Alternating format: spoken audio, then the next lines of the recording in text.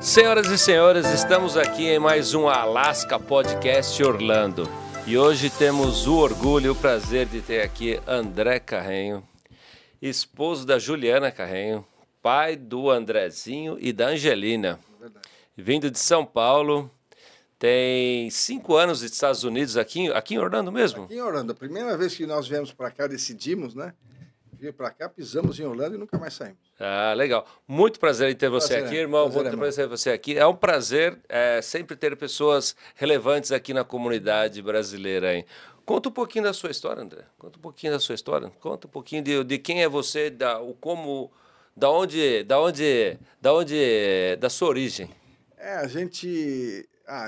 Eu sempre militei, assim, dentro da parte empresarial, né? Uhum. O pai era um empresário, tinha uma empresa de sucesso no Brasil, uma empresa de engenharia. Como é o nome da empresa? Chamava Aros. Aros. Aros Instalações Industriais, foi a primeira empresa dele. É mesmo? E que lugar que era? Ficava no Brooklyn. Ficava do lado do shopping em Morumbi. Ah, do Brooklyn, São Paulo. São Paulo. Muitas sempre pessoas, sempre em São Paulo. Muitas pessoas aqui não sabem o que é Brooklyn, mas é verdade, é verdade. Vamos lá. É em São Paulo. Assim, minha vida toda em São Paulo, né? Assim, e aí eu vim dessa área, dessa indústria, vamos dizer assim. Depois nós montamos fábricas. Então, enfim, eu sempre militei dentro da parte de empresariado, na parte de metalurgia.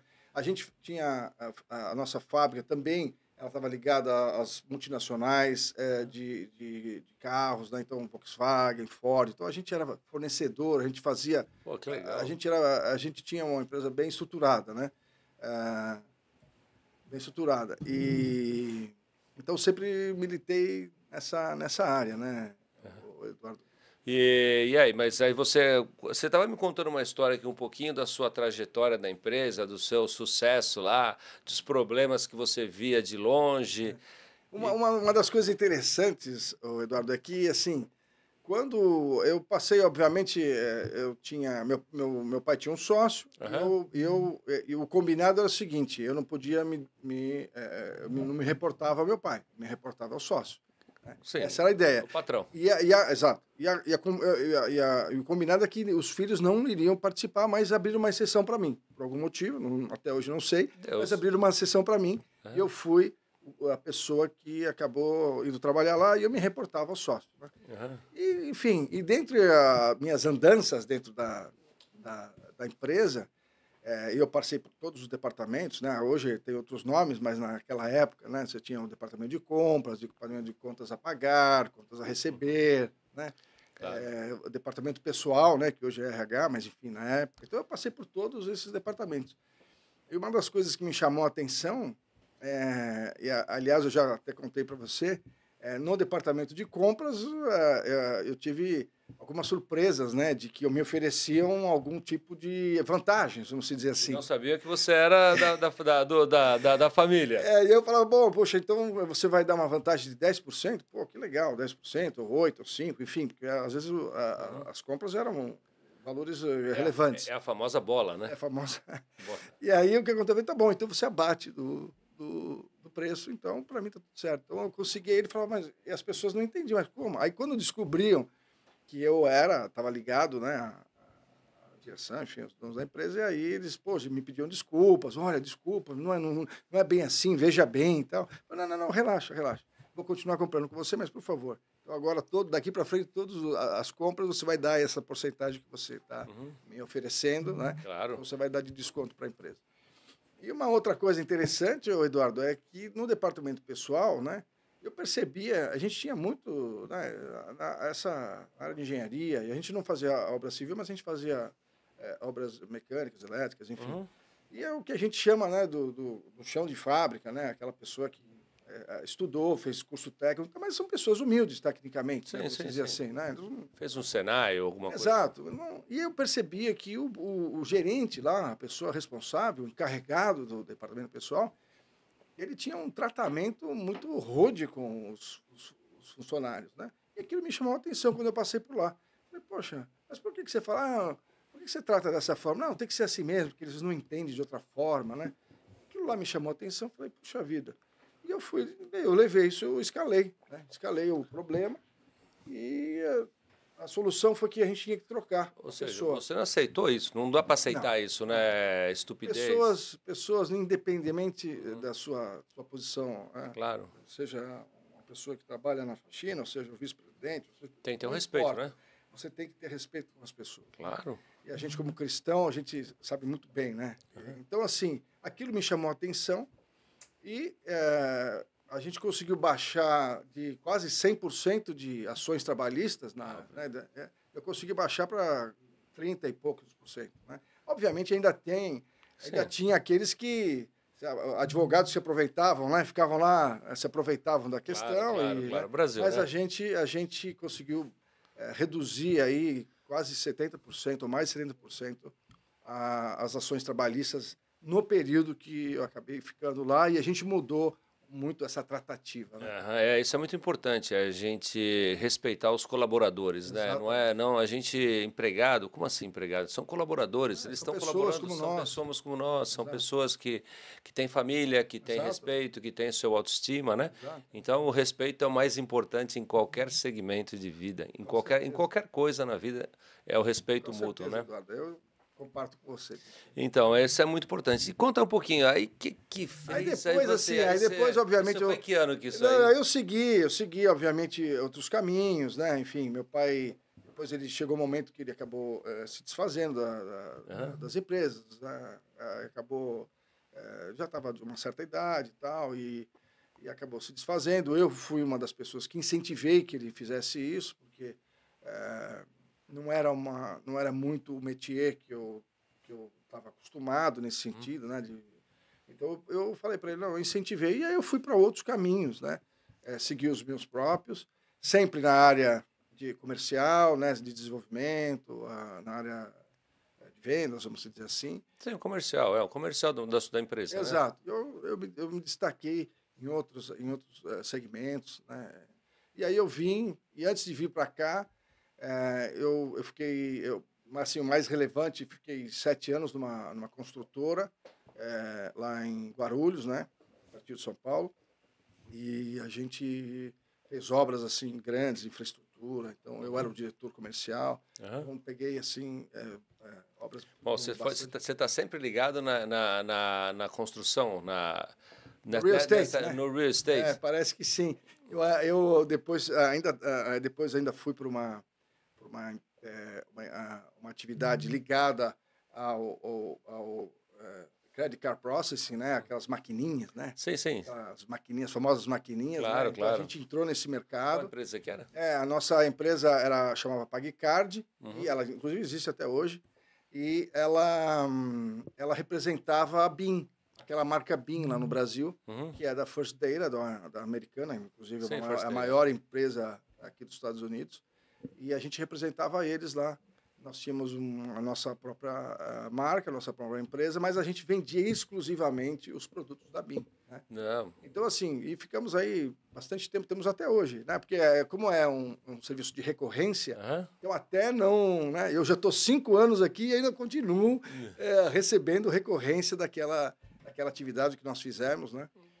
Na PagCard, eu era o vice-presidente da PagCard, e aí cuidava especificamente de vendas, né? De botar o pessoal de vendas nas ruas, enfim, treinamento, aquela coisa toda.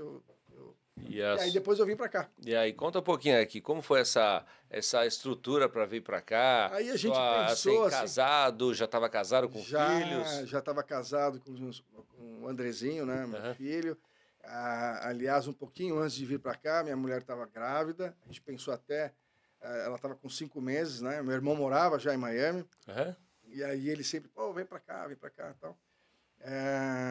E aí a gente até pensou em ter o Andrezinho aqui nos Estados Unidos, né? Lá em Miami, na época. E aí ela não se sentiu muito confortável com o tratamento que ela procurou, né, dos médicos. A gente tem um médico no Brasil que é amigo da família inteira. O médico da família, né? Então fica difícil você comparar, né? E para ela, para a mulher é muito mais difícil essa decisão. Claro. Né? Para a gente é fácil, vamos ter aqui, né? Assim. Então, para ela, ela se sentiu não se sentiu confortável nesse sentido. Então, nós acabamos voltando, né? O Andrezinho nasceu lá e logo depois nós acabamos vindo para cá. Que ano que foi isso? Foi em 2020. Bem no meio da pandemia? Um pouquinho antes da pandemia. Eu vim, a gente já tinha uma empresa já constituída aqui, né? Aqui, inclusive em Orlando, a Chicken Bites. Ela foi uma empresa até conhecida dos brasileiros. A gente fabricava coxinhas, inclusive estava nos Seabras da vida. Tal. É mesmo? Você é empreendedor mesmo, né? Empreendedor nato. Já estava, na realidade, a empresa já existia. Né? Eu vim para somar, né? Então tinha um gestor aqui, ele voltou para o Brasil e eu acabei assumindo, né, a gestão. A gente fez uma gestão muito assim, ligado à parte de custos. A gente primeiro percebeu que o déficit da empresa realmente tinha a ver com a questão de custos, né? Aproveitei minha mulher, que é controller, né? Fizemos lá o levantamento e vimos que muitos dos produtos davam prejuízo, então a gente tirou. Então foi toda uma análise assim de reposicionar a marca, reposicionar a empresa. Nós tínhamos unidades em Altamonte Mall, no Florida Mall, nós tínhamos a fábrica no Metro Oeste, enfim, já era uma empresa com estrutura, né? Já entrei com essa estrutura. Então, nós fizemos e conseguimos entrar, por exemplo, na Universal. A gente vendia bastante lá na Universal, crescemos, né? E aí, depois, veio a tal da pandemia. Rapaz, aí o negócio foi feio. Quem tinha uma estrutura, aí você bancar toda essa estrutura, na verdade, porque as vendas foram de 100 a 0. A 0.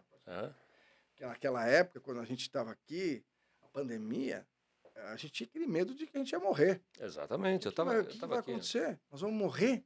Deus me trouxe até aqui. A gente falava, puxa, será que Deus nos trouxe aqui para morrer aqui? E aí, cara, foi uma coisa assim, as vendas foram lá para baixo e a gente começou, eu com uma estrutura, começamos a ter que repensar. O governo até nos ajudou, para dizer a verdade, claro, né? Ele deu durante um período aí, ajudou a pagar folha e tal, você tinha todo aquele... Era um dinheiro... Uma ajuda de custo. Era uma ajuda que ele dava, aliás, era um empréstimo, mas é um empréstimo que não há necessidade de devolver, né? O dinheiro era fundo perdido, né? Isso é uma coisa que o Brasil poderia ter copiado, acabou não copiando, né?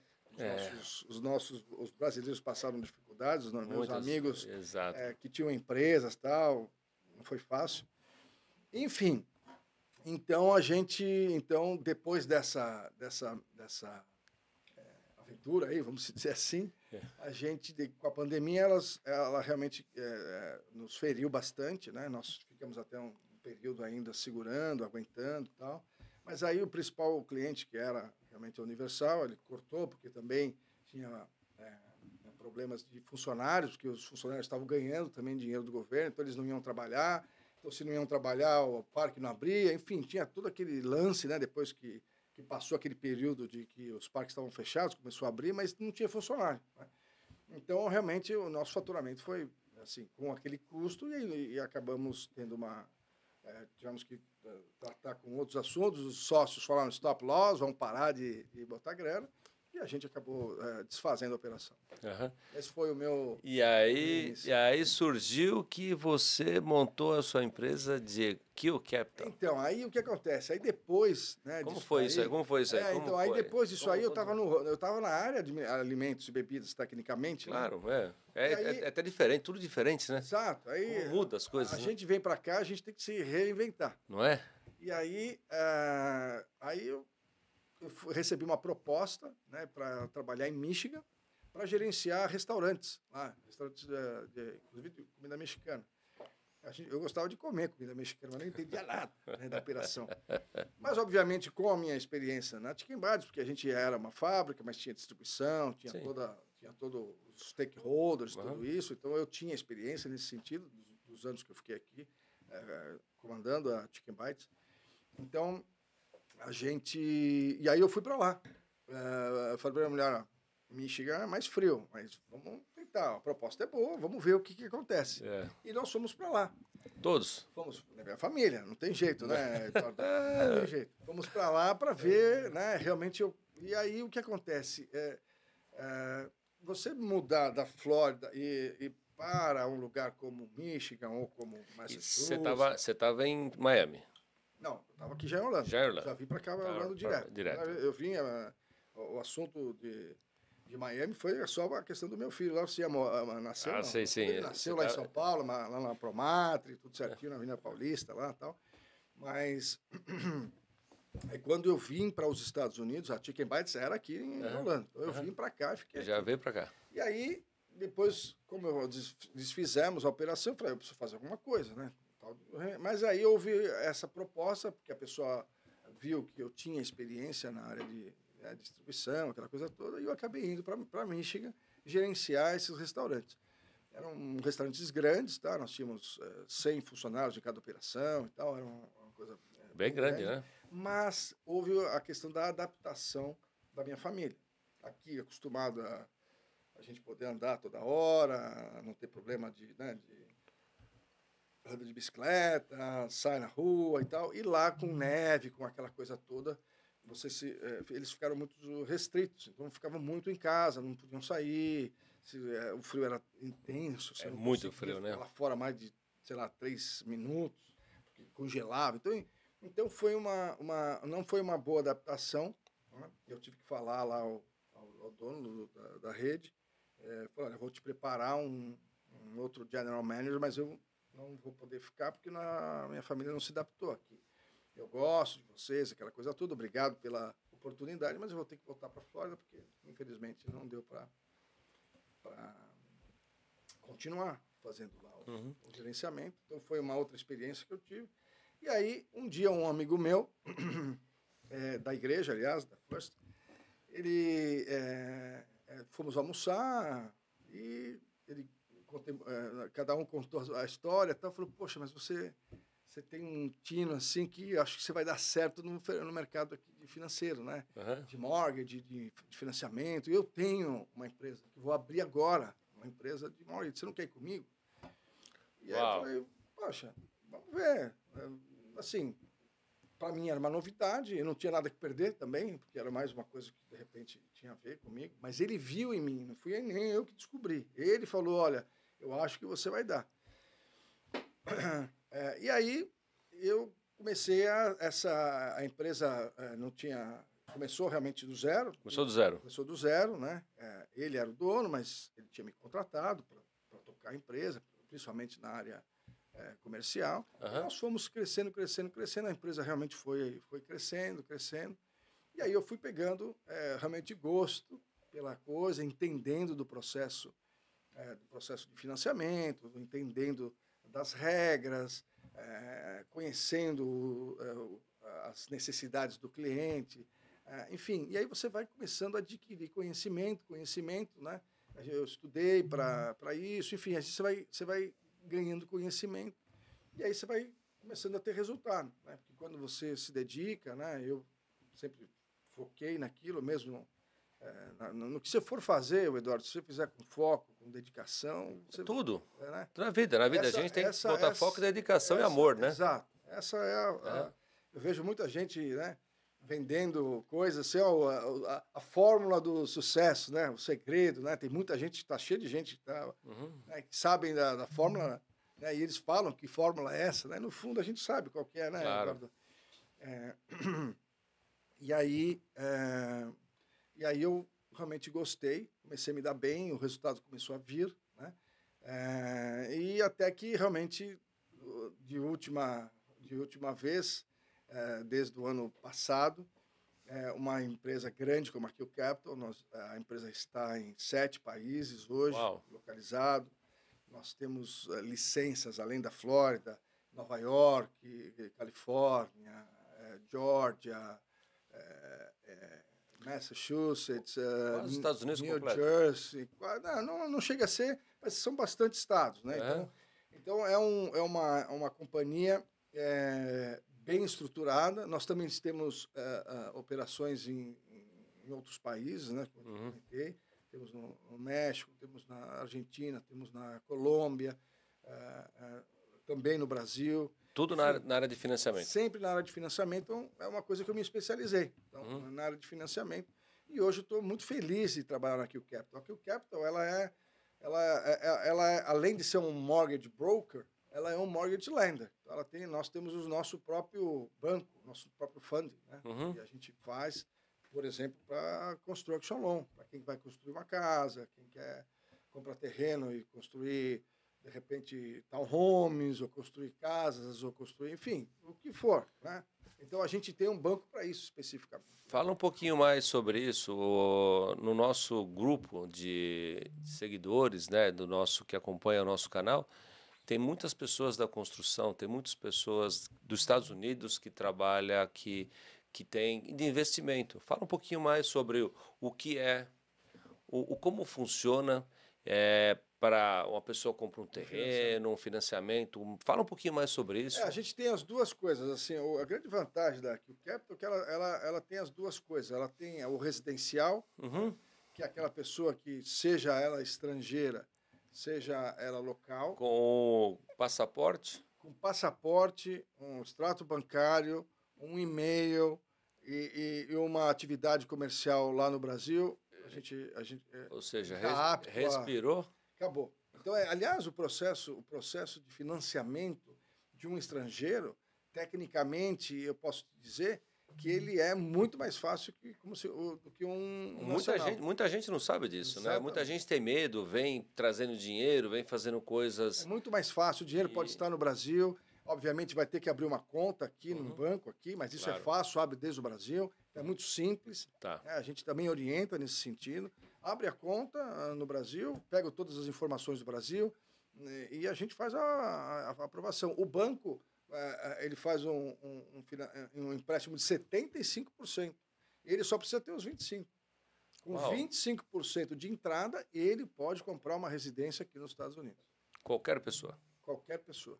Que tenha o nome... Desde que, obviamente, tenha... Requisitos, né? Obviamente, tem alguns guidelines. O cara, mas, tecnicamente, qualquer pessoa. Não, tecnicamente, basicamente, é isso. 25% de entrada, a pessoa compra o imóvel, não precisa de ter documento americano. E já... Nada. Toda a documentação eu pego do Brasil, que é passaporte, que é uma CNH válida, um documento de água, luz ou telefone, que é para comprovação do endereço.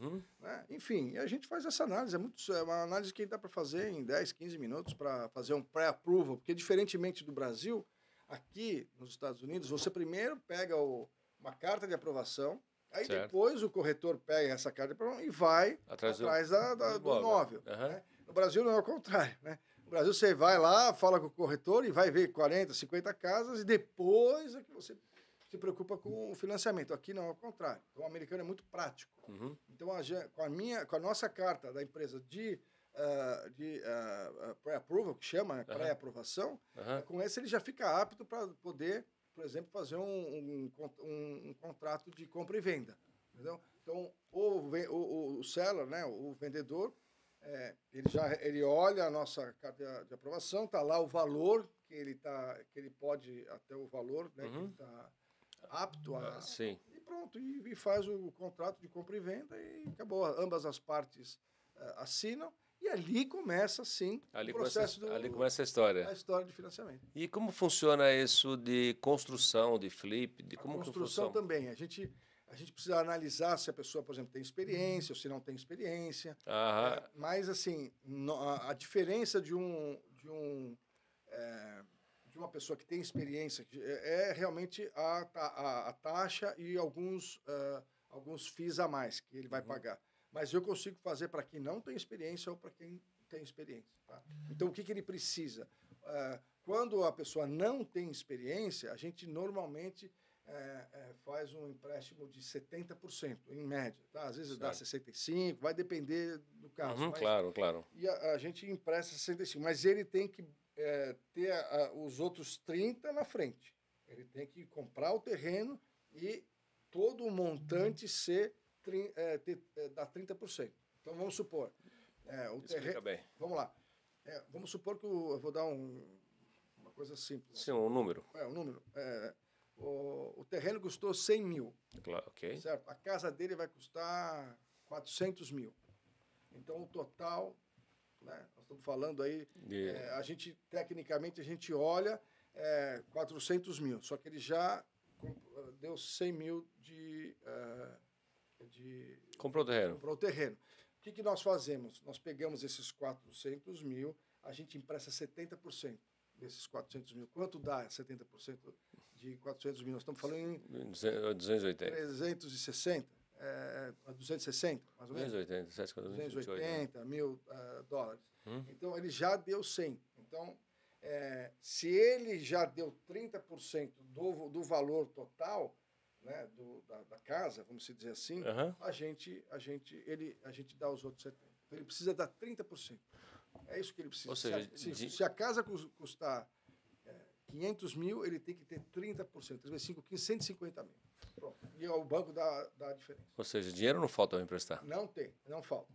Não falta. O que mais tem é dinheiro. Mas tem dinheiro. Aqui, nos Estados Unidos, os juros é simples, não é um juros compostos. Né? No Brasil, o juros é composto. Explica isso melhor, porque muitas pessoas creem que são juros compostos dessa forma. No Brasil, o juro é composto, né? Juros sobre juros. Juros sobre juros, né? O juros é simples. Então, você paga a amortização e o juros. Você vai mais pagar. Barato. E outra coisa, tem o fixo e tem o que é o variável, né? Ou não? No caso normalmente, para residencial, a gente pode fazer. Tem vários tipos de programas, tá? Você tem programas fixos, 30 anos fixos, tem programa de 3 anos variável, depois ele vira fixo, enfim, tem vários tipos de programa. Vai depender, eu sempre falo que um financiamento é que nem DNA, cada um tem o seu. Né? Então, a gente vai olhar o seu caso, que é o diferente do caso de outra pessoa, então a gente vai olhar o seu caso e vai ver qual é a melhor opção. Né? Então, essa é a análise que nós fazemos. Né? Qual é a melhor opção para o Eduardo? O Eduardo é uma pessoa que tem W2, é uma pessoa que tem, enfim. Então, a gente vai analisar o caso do Eduardo. Então, dependendo do que da sua vida financeira, da sua vida como comercial, vamos dizer assim, a gente analisa e vai jogar alguns programas que você pode qualificar. Então, esse é o nosso trabalho. O que nós vemos aqui nos Estados Unidos, sabe, Andrés, as pessoas escondendo dinheiro de banco, escondendo dinheiro do governo, fazendo aquele negócio de guardar dinheiro embaixo do colchão. Isso é péssimo para um financiamento, verdade? Então, todo o processo de financiamento ele tem que ser bancário. Você tem que estar no sistema bancário. Não tem jeito. Daqui a pouco vai ter cripto e tal, a gente pode falar mais para frente. Mas tem que estar no sistema bancário. Então, aquela pessoa que tem o dinheiro guardado no colchão, né, para ele ter um financiamento, ele tem que ou ir colocando... Justificar o dinheiro.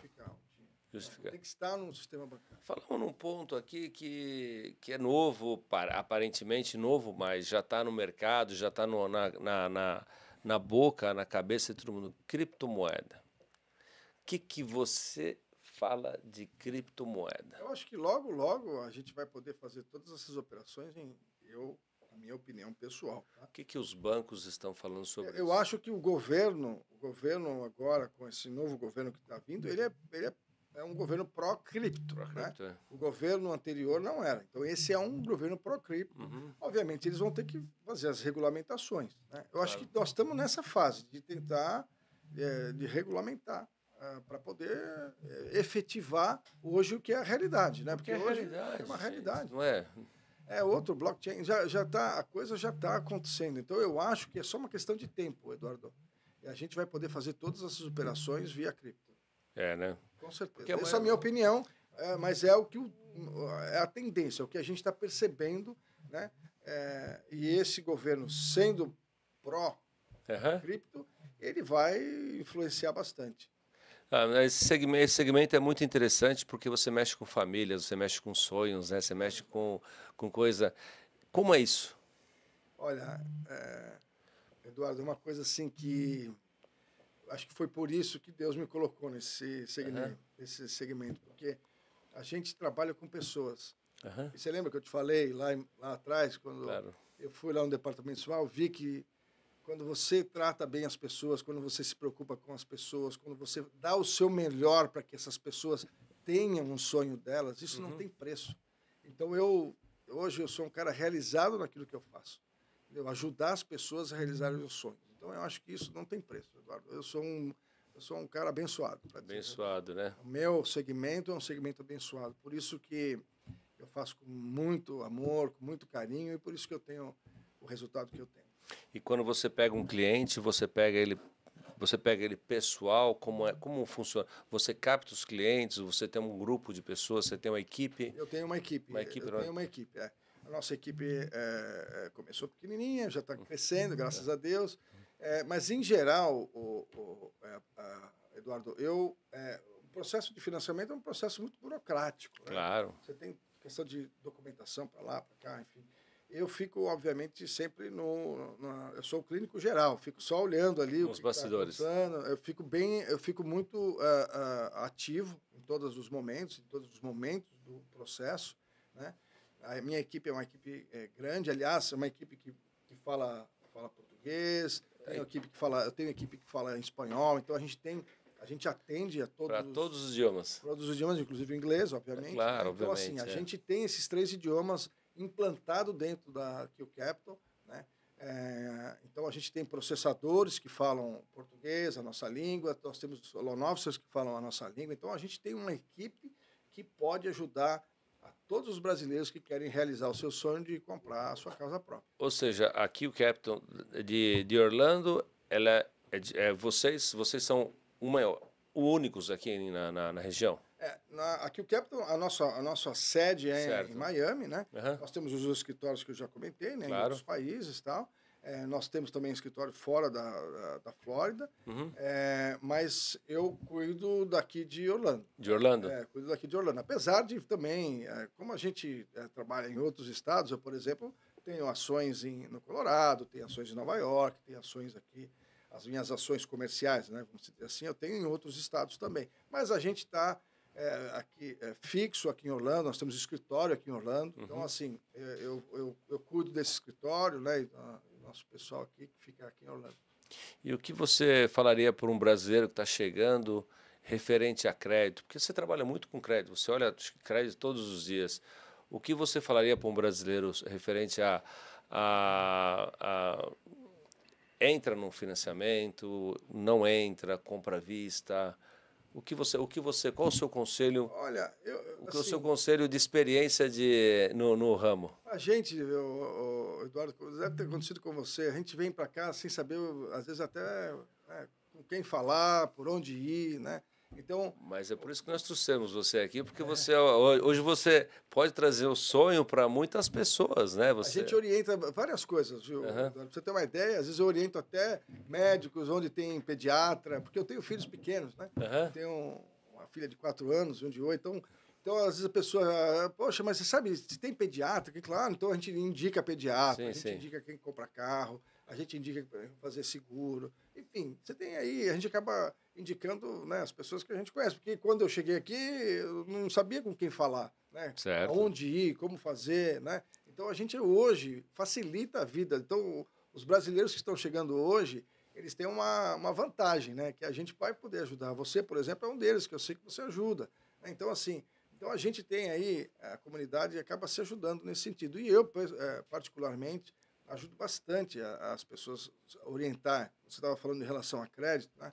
Então, assim, é bom ele também procurar um contador para saber se a atividade dele, né, requer determinados tipos de... por exemplo, se vai abrir uma LLC, que é a nossa limitada no Brasil, ou se vai abrir uma small corp, ou se vai abrir uma corporation. Então, vai depender, realmente, como eu te falei, do DNA do cara, da pessoa que está vindo, né? Então, ele tem que procurar um contador para orientar. E, no caso do score, ele vai ter que abrir um cartão de crédito, começar pequenininho, sempre pagar o cartão de crédito, ele começar a gerar o seu score. Se ele tiver o social, né? Se ele tiver o social. Se ele não tiver o social ainda, né? Então, isso ele pode, por exemplo, quando eu cheguei aqui nos Estados Unidos, eu ainda não tinha o social, eu estava em processo ainda. Então, mas eu financiei um carro.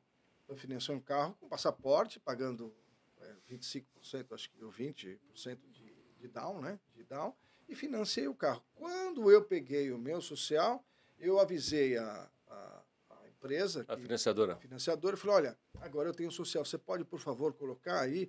E aí, todo aquele período para trás que eu tinha pago, eles já tecnicamente me creditaram, entendeu? Então, isso é importante. Quando você tiver o seu social, né, ou o seu IT number, já começar a botar todas as coisas para que se contem, né? Para que haja aí o tal do score. O score é uma vida, né? Uma vida.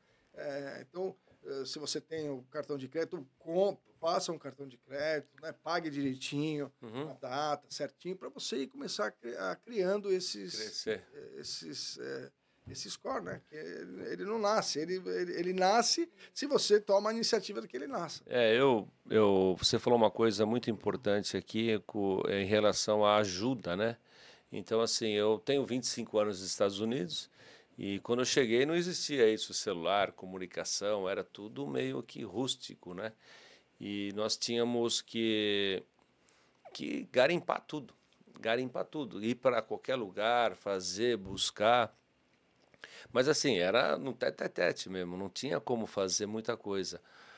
E hoje, assim, eu vejo muita facilidade. Claro, tem muitas comunidades boas, né? Então, assim, é sentar. O conselho que eu acho que eu daria para uma pessoa vir seria sentar em mesa de pessoas boas. Sentar em grupo de pessoas boas.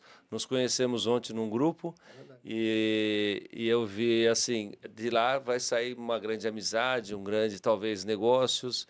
Mas, enfim, saiu um podcast. E, assim, eu acho que é uma coisa que nós deveríamos sempre estar focando buscando e sempre batendo em cima.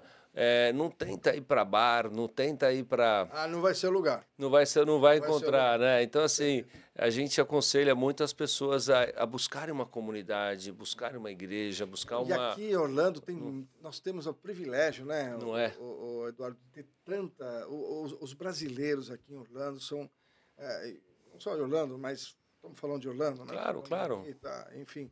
Orlando são tão solícitos, hospitaleiros, sabe? Né? Hospitaleiros, as pessoas gostam de poder ajudar. É claro que você sempre vai encontrar em qualquer lugar, né? As maçãs, elas sempre vai ter a sua maçã podre, né?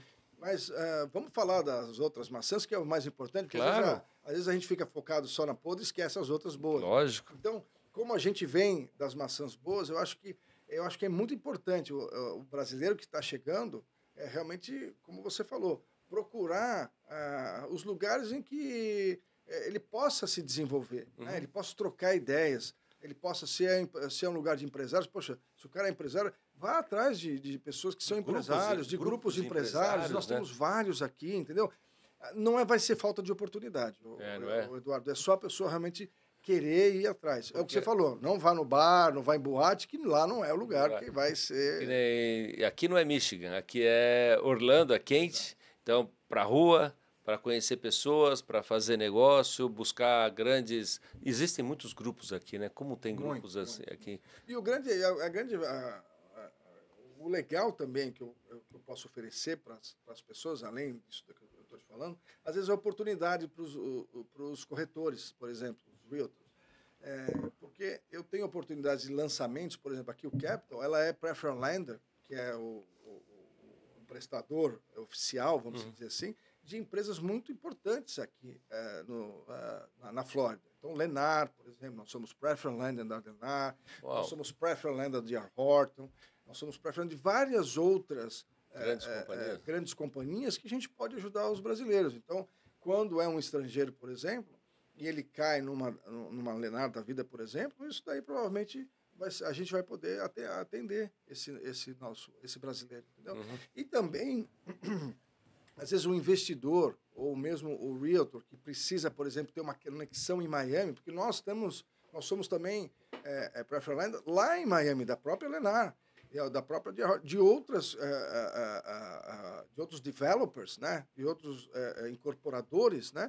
Lá de Miami. Então, a gente pode fazer essa conexão entre Orlando e Miami e Orlando. Então, se você, de repente, Eduardo, você está pensando em alguma coisa em Orlando, ótimo, mas também, se de repente você visualizou alguma coisa em Miami, nós podemos te ajudar, porque nós temos muita conexão lá em Miami.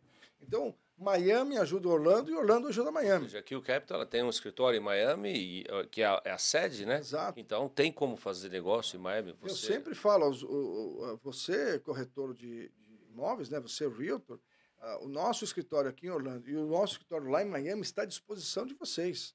Vocês é que só basta agendar e você pode atender o seu cliente lá, a gente pode te ajudar. Enfim, nós temos toda a infraestrutura aqui em Orlando e lá em Miami para atender. E Massachusetts? Também. Massachusetts nós não temos um escritório físico lá, mas nós temos uma licença que eu posso fazer negócios em Massachusetts. Eu posso fazer financiamentos lá em Massachusetts. Você sabe que nós temos uma comunidade grande em Massachusetts. Super. Nós temos uma Alaska também lá em Massachusetts. Que legal. Temos em Boston, em Framingham. E nós conhecemos muitos brasileiros lá, talvez que vai precisar muito do seu serviço. Com certeza, eu tenho muitos clientes lá, tá? O Eduardo, tenho muitos clientes lá nessa região que você falou, tenho bastante clientes também atravessando a ponte lá, indo para Hyannis lá também. Sim. Muitos clientes lá em Hyannis. Então, assim, com certeza nós estamos à disposição dos brasileiros também de Massachusetts. Pode procurar a gente vai fazer com muito carinho, muito amor. Fala um pouquinho agora quem é você hoje, quem era você antes e quais os seus planos daqui para frente? Essa pergunta é difícil, hein? É um pouquinho... Bom, se a gente puder falar um pouquinho, na realidade, assim, eu me converti em 2005. Né? Aquele dia lá, eu me converti realmente verdadeiramente. Claro, aceitei Jesus. Aceitou Jesus. E eu mudei realmente a minha vida. Depois daquele dia, eu fui outro Andrés, de lá para cá. Certo. Foi outro Andrés. E aqui, nos Estados Unidos, com toda essa história que a gente acabou de conversar, né, eu sou líder da First Baptist Orlando, da igreja que fica lá, John Young, lá. E a gente serve, mas a gente mais ganha, viu? Não, lógico. A gente serve, é uma coisa assim. E eu continuo servindo. E o meu trabalho me ajuda também a servir. Eu gosto de servir. É uma coisa que me faz bem. Então, hoje, se você me perguntar do Andrés hoje, o Andrés que serve a Deus, né? Mas também serve as pessoas. Então, eu sou um servo. Eu continuo sendo um servo. Não importando o cargo que eu ocupo dentro da QCap ou em qualquer outra companhia que eu já trabalhei. Claro. Mas eu continuo sendo um servo. Né? Eu presto serviço a Deus e presto serviço às pessoas que me procuram. Então, isso daí é uma alegria muito grande, Eduardo. É uma satisfação muito grande, né? De saber que podemos contar com uma pessoa, um servo de Deus, que ele está disponível, né? Disponível para realizar o sonho das pessoas, né? Então, assim, e qual que é o... E às vezes, Eduardo, não é... Às vezes a pessoa me liga a perguntar alguma coisa, e eu não estou preocupado em vender nada para ela. Eu muitas vezes oriento, e não espero absolutamente nada. Né? Eu somente, como eu falo, eu sirvo.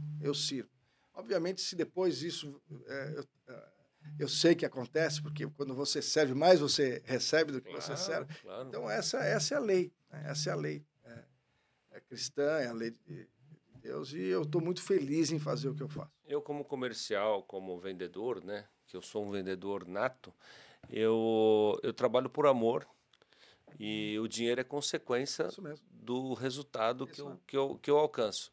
Mas dinheiro sempre vem, não é algo... Mas eu não trabalho por dinheiro, nunca trabalhei por... Nunca não pode. Trabalhei... E o cara que trabalha por dinheiro, ele não vai conseguir. Então, assim, é uma coisa que eu desde quando eu cheguei aqui, eu fui trabalhar no car business, né? E o pessoal falava assim, para a instrução que nós tínhamos aqui. Cliente entrou, arranca a cabeça. Olha. No car business, né? Aí eu falava, não, esse não sou eu. Eu não consigo fazer assim. Não. E eu fiz completamente diferente de todos. E eu fui 37 vezes o melhor vendedor da concessionária naquela época, né? Na época, no ano 2000. Então eu falei assim, então acho que eu estou certo. Você está certo. Eu acho que eu estou certo, acho que eu estou caminhando certo. Então eu fazia assim, eu tentava ajudar a todos e o prazer de ajudar é muito bom, né? Quando você consegue mexer com uma vida... Porque a realização do teu cliente é a sua realização. Exatamente. Parte de você que está ali. Então, quando você se doa, quando você se entrega, as coisas acontecem. Não, é muito satisfatório. Como você falou, eu sinto isso no seu olhar, no seu jeito, porque é verdade isso. Isso é uma verdade. Porque eu vendia carro, automóvel, né? E quantas pessoas chegavam de Uber, ou no Uber não tinha na época, chegava de táxi, chegava de carona e saía com carro zero, sem ter social, sem ter muita história nos Estados Unidos, mas saía com carro zero ou saía com carro. E assim, quando eu via aquilo lá, eu falei assim, me emocionava, porque eu via assim, putz, mais um. E assim, essa foi minha vida.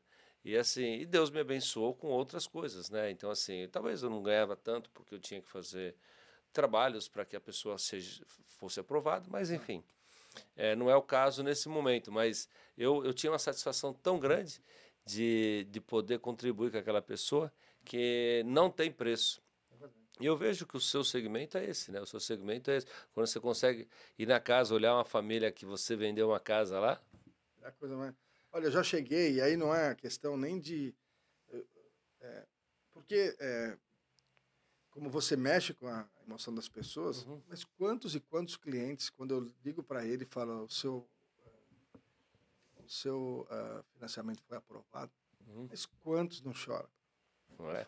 Eu choro junto, porque nós estamos juntos, nessa luta, nessa briga, nós estamos juntos. Somos imigrantes, né? A gente chora junto. Então, somos imigrantes. Quantos e quantos clientes, e quando eu falo, dou essa notícia, choro. Sabe? Então, assim, o que mais eu posso querer, né? Deus. Então, assim, é uma satisfação. E acabam virando amigos. Muitos viram amigos. Não. Até hoje. Me seguem nas redes sociais.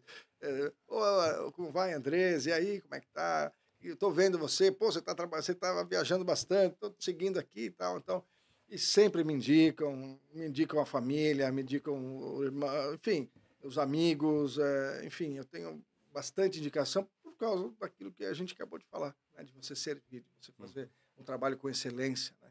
Buscar sempre a excelência, acho que isso é o ideal. Eu